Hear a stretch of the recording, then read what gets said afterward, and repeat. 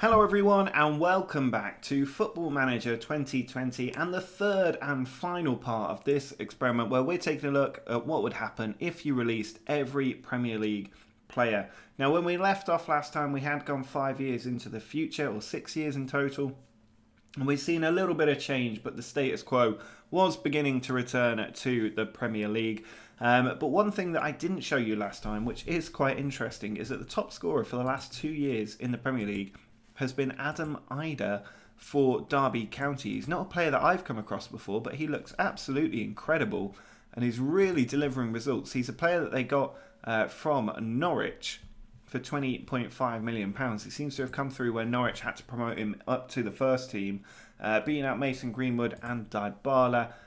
Newcastle have this guy, Anthony, a right winger, doing really well for them. £17.5 million signing from Sao Paulo originally before going to Barcelona. And then you can see Mitrovic actually won it with Fulham. You've got this Fedor Chalov. But it's nice to see some very different names other than Dybala popping up in the top goal scorer list here. It's not something you see very often. Even Eddie Nikita here getting into third place in the second season. Aaron Connolly, the top scorer the first time round, beating out Firmino with 22 goals and Dominic Calvert-Lewin with 17. So that has been quite interesting up to now. What we're going to do today is just jump forward probably about 30 years, and we're going to see if there's any major changes that have happened as a result of that reset that occurred in the Premier League. Hopefully not too long an episode today. It's just to kind of wrap up, see where things end up, and if anything interesting has happened.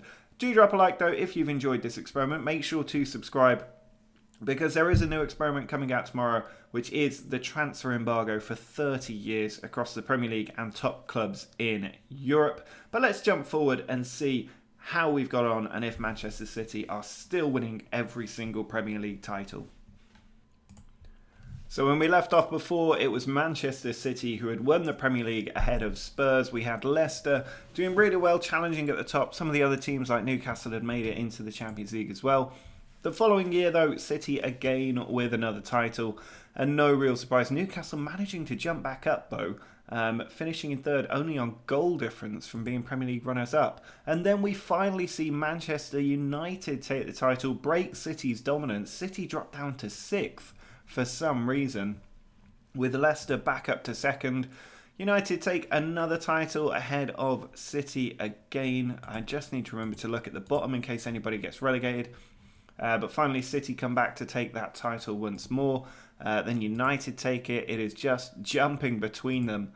Now Spurs managing to take their first title for a very long time. Leicester in third. Spurs again with the title. Then City come back. United come back. We're starting to see a bit more of rotation here.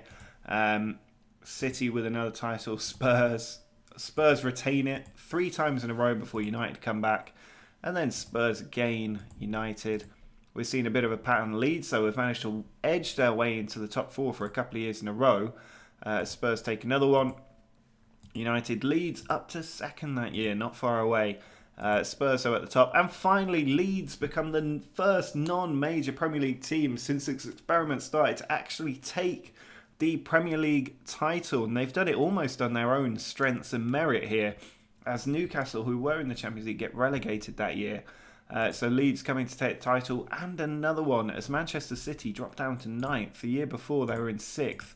City struggling before coming back in second place, but Leeds now with their 4th title in a row, and Blackburn have come into second place as well. City down in 6th. So things really being torn up here, especially by Leeds, who are dominating year after year. And finally, Liverpool come to take their first title, which they do retain the following year. City struggling a lot at this point as Liverpool take 3 in a row. Leeds have come back to win it on goal difference. They take another one as well. And then Liverpool once more. Spurs suddenly appear out of nowhere for a title. And most recently, it has been Manchester United. But that past winners list now, Leeds and Liverpool, it's been so long since City won the title. About 25 years since Manchester City won the title. After that initial dominance, they just sort of fell away when United came back, and United had a good spell with Tottenham before Leeds dominated, and then Liverpool came back And now you've had Spurs and United come back once more after this long break. But City own this one appearance here in a very long time. Over 20 years since they were even in the top, or once in the last 20 years they were in the top two. So I don't know what has happened to Manchester City. They are still rich, lots of money in the club, but their league positions are not reflected in that.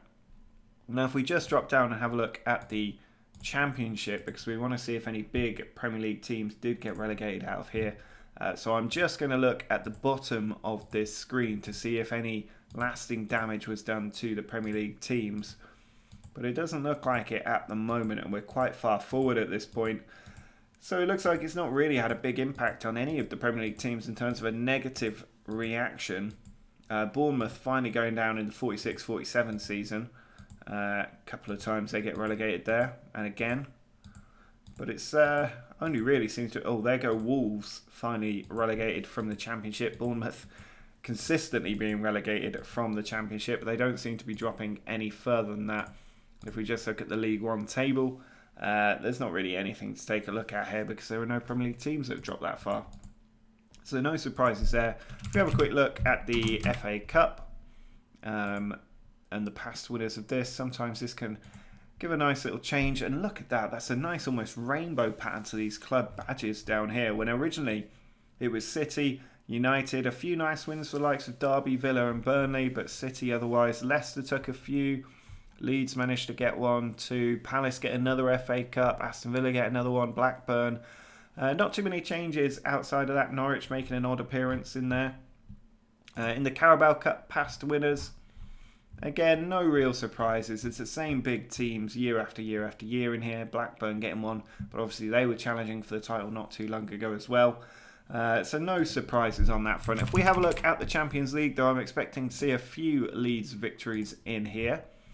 And you can see when we left off before, it was all the European teams. United become the first one to win the Champions League. City do get a couple, beating Man United in one of the finals. United losing 4 out of 4 appearances in a row in the final over a 5-year period before then winning 3 in a row. So that means that they appeared in 7 out of 8 finals, winning 3 of them. Then Spurs take 2 in a row. United get a couple more. Leeds finally win one. 3 years in a row in the final there. They win another one out here. Liverpool with a couple. And PSG taking the most recent one. So not a massive surprise in terms of the teams winning those. Europa League wise, any nice surprises for English teams in here? I'm hoping Newcastle maybe won one of these. But it doesn't look that way at the moment. You do have a few English teams popping up. Arsenal managed to win it. We saw Leicester win one last time around. Chelsea have taken a couple. Arsenal get a couple more. And then Blackburn have won the most recent one. After losing to Barcelona in the final, they did come back to manage to win one. Burnley lost one of these finals. Liverpool and Leicester have lost a few. But other than that, no real surprises across the various competitions there. If we just have a look at the England team and just see if they managed to do anything with... Because in theory, a lot of the players being released would have meant a lot more English players being promoted to play in the first team. So it could have had a good impact on the kind of precedent set for the England team here. If we start in 2026, you can see it did have a positive impact. They began with a 2-1 win over Iran. They then beat Libya 8-0. Jadon Sancho scoring 4 goals in that game. Rashford with a hat-trick as they beat Italy in the second round. They beat Germany 1-0. Lewis Cook with a goal. Then Ukraine 1-0. Saka with the goal. They beat Portugal in the semi-final. Jadon Sancho with that one. And then they win the final against France 2-0. Bellingham and Trent Alexander-Arnold late on winning it at the United States. And they only conceded 2 goals all the way to winning the World Cup. So there we go. There is now 66 and 26 in the history of English football World Cup wins. European Championship didn't go too well. World Cup defence didn't go well. They lost in the Nations League final, but then they win the European Championship as well. I'm not sure how many familiar faces we'll have in here in 2032. We'll take a quick look as they take out Italy. Holland, Jadon Sancho with a penalty, and in the final, David Gerrard and Aaron Clark beating Portugal for their first European Championship final. They beat France 1-0, Jadon Sancho with that goal. They win another World Cup, 2-1 over Colombia in the final. Not the most difficult run either. They only really had to get past Spain here that they did 1-0. But another World Cup for England. Out in the second round of the European Championships. They do win another Nations League 3-2 against Holland. No World Cup joy that time. But they're getting to the later stages of a lot of competitions. 3-2 win over Germany. Out in the World Cup semi-final that time to France.